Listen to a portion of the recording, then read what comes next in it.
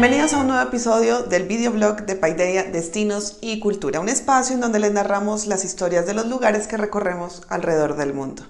Hoy vamos a viajar a Jordania y les voy a contar por qué es uno de los principales destinos para el viajero cultural.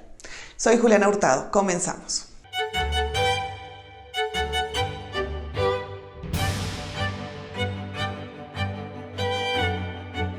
Viajar a Jordania es una de las experiencias dignas de estar en la lista de cosas por hacer. Esta tierra de la hospitalidad posee verdaderos tesoros y está en nuestro top de lugares favoritos. Está rodeado por los principales protagonistas del juego de la geopolítica de Oriente Medio: Israel y Palestina, Siria, Irak y Arabia Saudita. Posee uno de los relatos históricos más antiguos del mundo y ha sido de gran importancia tanto para la historia de Oriente como de Occidente. Iniciaremos nuestro recorrido en Amán, la capital de Jordania y actualmente una gran ciudad. Los griegos la llamaron Filadelfia y cuando los romanos la conquistaron la hicieron una de las ciudades más importantes de la Decápolis, que era un grupo de 10 ciudades de la frontera oriental del Imperio Romano. Tuvo su esplendor al establecer relaciones comerciales con los nabateos ubicados en Petra y posteriormente el reino cristiano sasánida la bautizó como Amán, en homenaje a la bíblica Rabat Amón de los amonitas. Con la expansión del Islam fue invadida por los omeyas hasta que entró en decadencia al trasladarse el califato a Bagdad. Y durante el dominio del Imperio Turco Otomano fue repoblada por circasianos que escapaban de las razias rusas en el Cáucaso. En el año de 1908, al construirse el tren del Hiyaz que unía Damasco con Medina en Arabia Saudita, Amán se convirtió en una de las principales estaciones de dicho trayecto.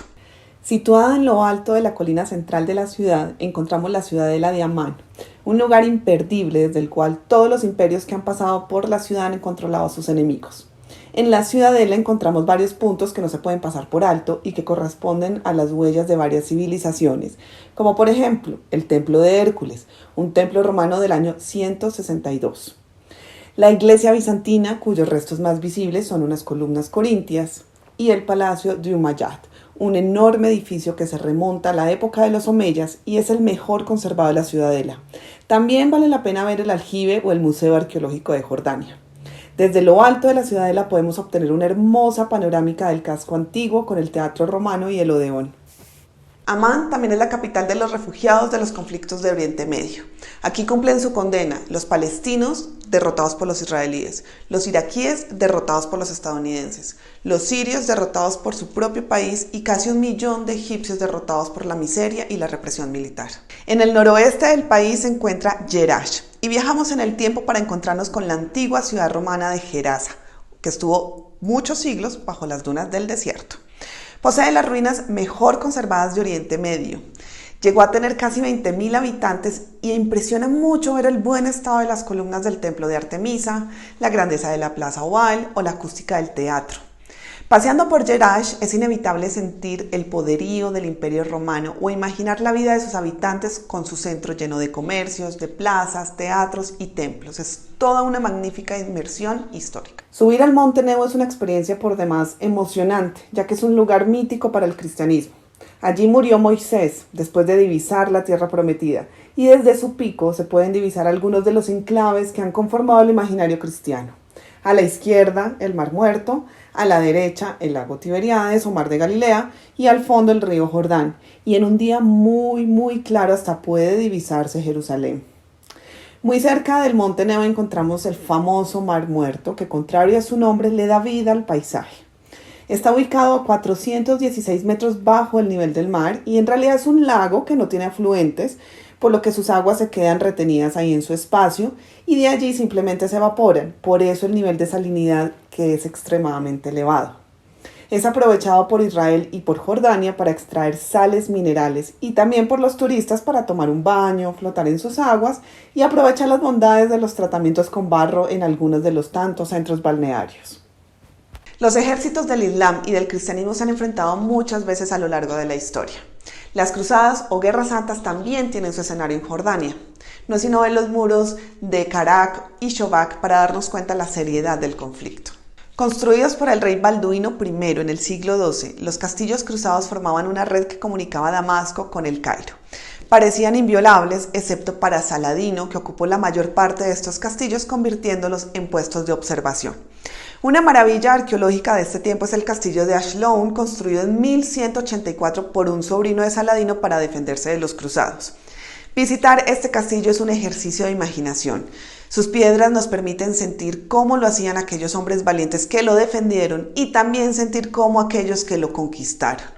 El interior está lleno de pasillos laberínticos y de escaleras y existen todavía agujeros asesinos, esos que a través de los cuales se lanzaba aceite hirviendo contra el invasor. En el sur encontramos a Petra, el destino más impresionante de todo nuestro viaje por Jordania. Si solo tiene un día para visitarles, yo les recomiendo que llegue muy temprano a la hora de apertura y se quede recorriéndolo hasta la hora del cierre.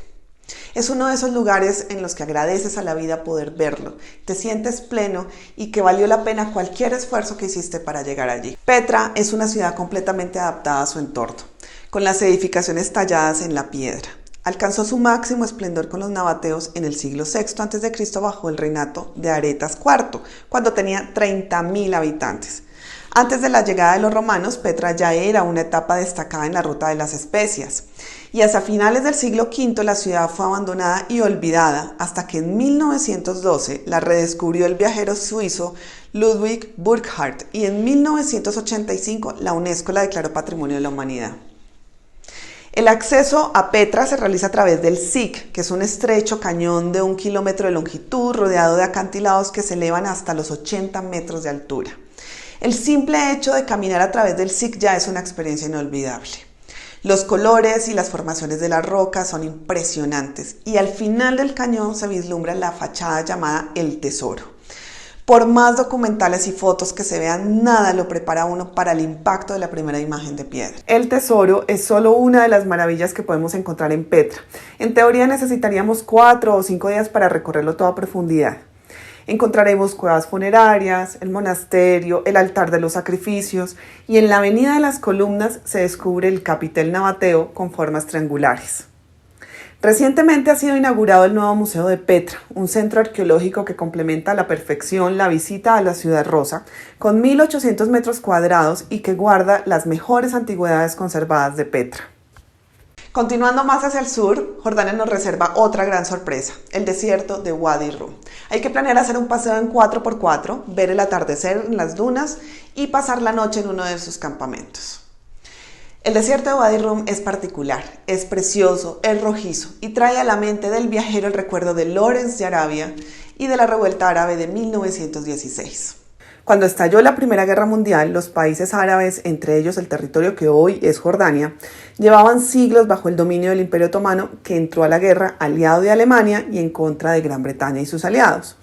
Los británicos comenzaron a apoyar a líderes y corrientes en el territorio que se opusieran a las aspiraciones otomanas, entre ellos el jerife de la Meca, Hussein, que había ofrecido su apoyo a los británicos a cambio de la independencia y de la creación de un gran estado árabe. Los británicos, por supuesto, aceptaron la ayuda y le pidieron a T. Lawrence servir de enlace. Lawrence ayudó en la revuelta volando las vías férreas otomanas y negociando con las diferentes tribus de la región.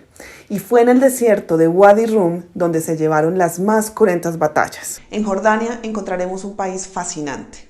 Visitarlo es una interacción constante con la historia.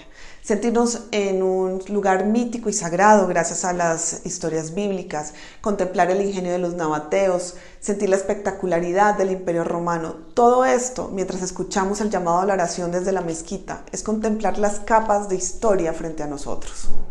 No se pierdan la programación de nuestra agenda y viajes culturales en nuestra página web. Soy Juliana Hurtado, hasta la próxima.